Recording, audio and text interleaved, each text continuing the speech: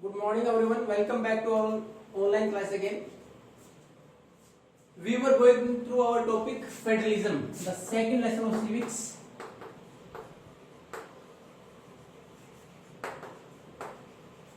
Till now we have discussed the major features of federalism, how India practiced that federalism, how the federalism is strengthened in India through language policy by making linguistic states as well as to strengthen the center and state relations after 1990s when the coalition governments begin. जब से हमारे coalition government की शुरुआत हुई तो किस प्रकार हमारे यहाँ ये फेडरलिज्म संघ है और मजबूत हुआ है, ये सारी चीजें हम डिस्कस कर चुके थे.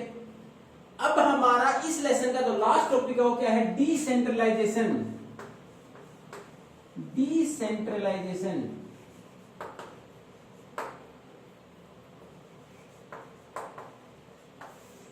Decentralization means when the powers are taken from central and state government and given to local self government.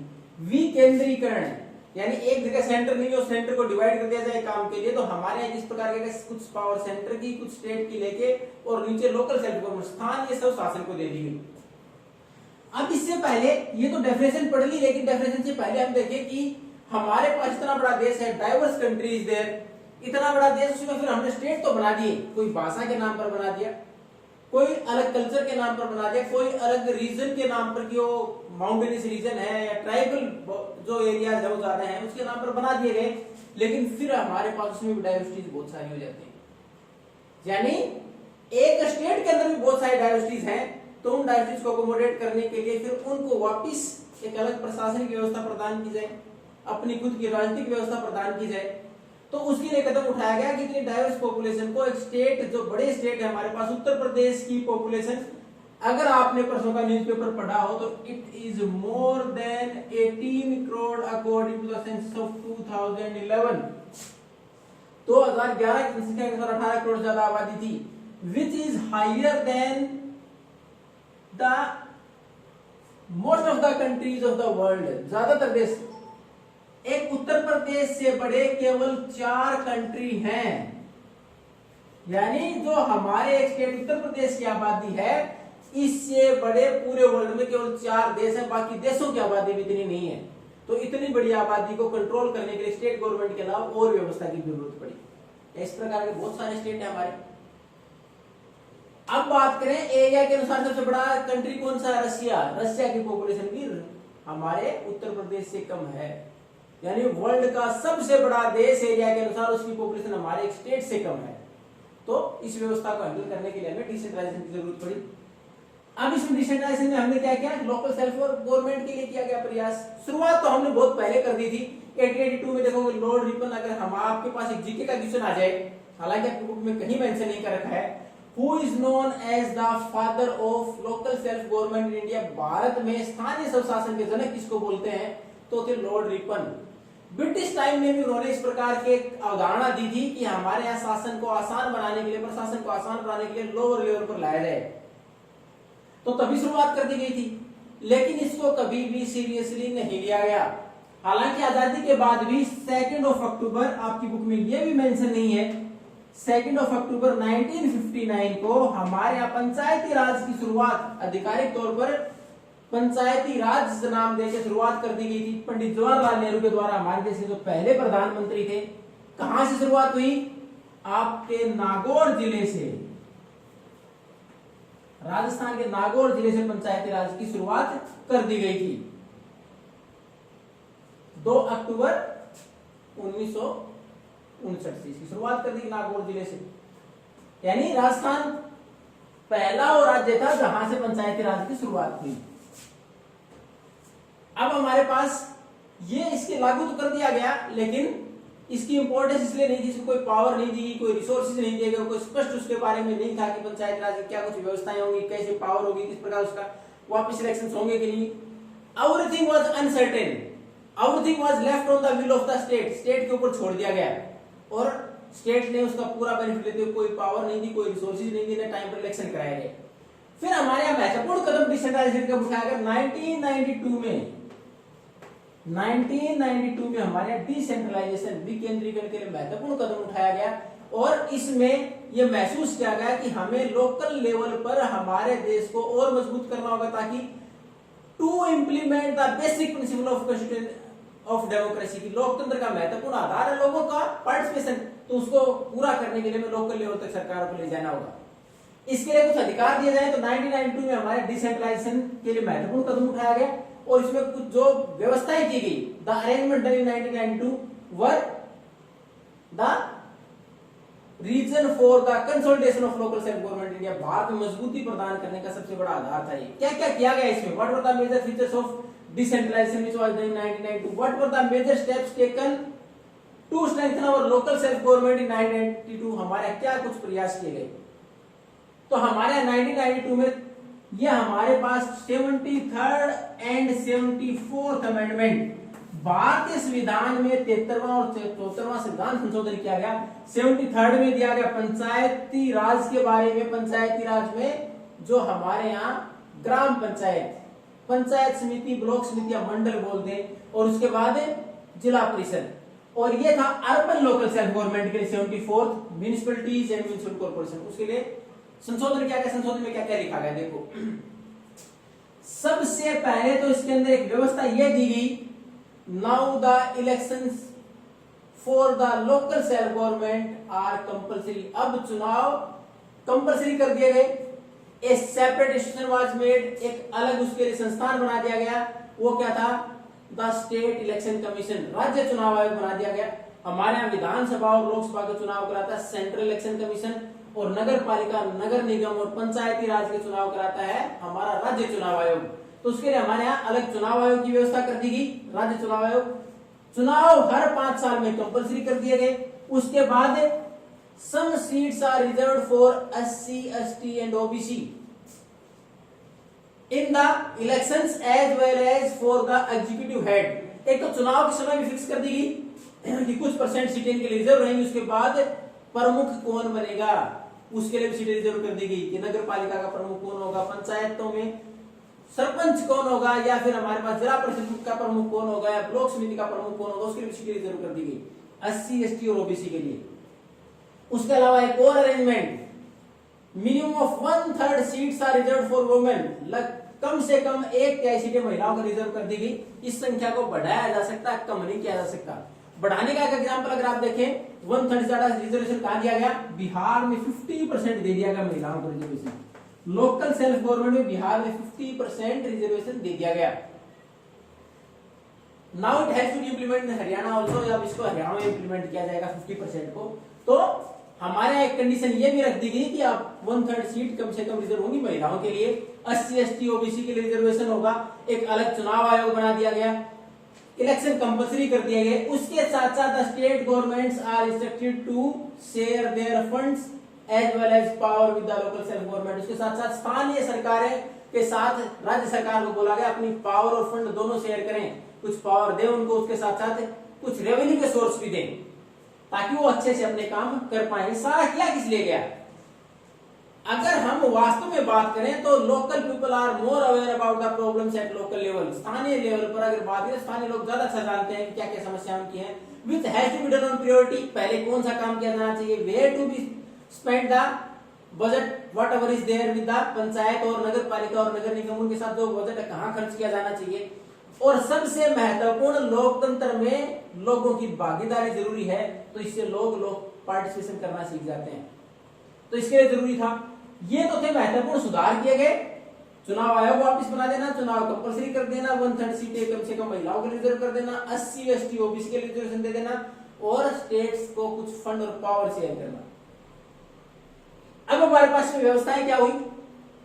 पंचायती राज की बात करें, local rural local self government की बात करें, ग्रामीण स्वशासन की बात करें, तो उसमें भी 3 लेवल बना दिए गए। कौन कौन से?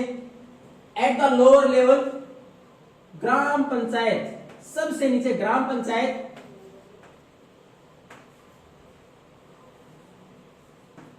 all the members above the age of 18 in the village elect their representative in the gram panchayat. The head of the panchayat is called sarpanch और प्रमुख। अब उसमें बहुत सारे उसके अलग नाम है। अगर राजस्थान, हरियाणा, आसपास के स्टेट की बात है तो सरपंच बोला जाता है। तो हमारे ग्राम पंचायत के प्रमुख के तौर पर सरपंच को चुना जाता है। गांव में वहां के जितने भी लोग 18 साल से ऊपर के जो वोट सब चुनते हैं। और ग्राम पंचायत को काम के लिए बाध्य करना या फिर उसका सारा रिकॉर्ड रखने का काम, उसके लिए क्या किया गया कि ग्राम सभा की मीटिंग कंपलसरी कर दी गई।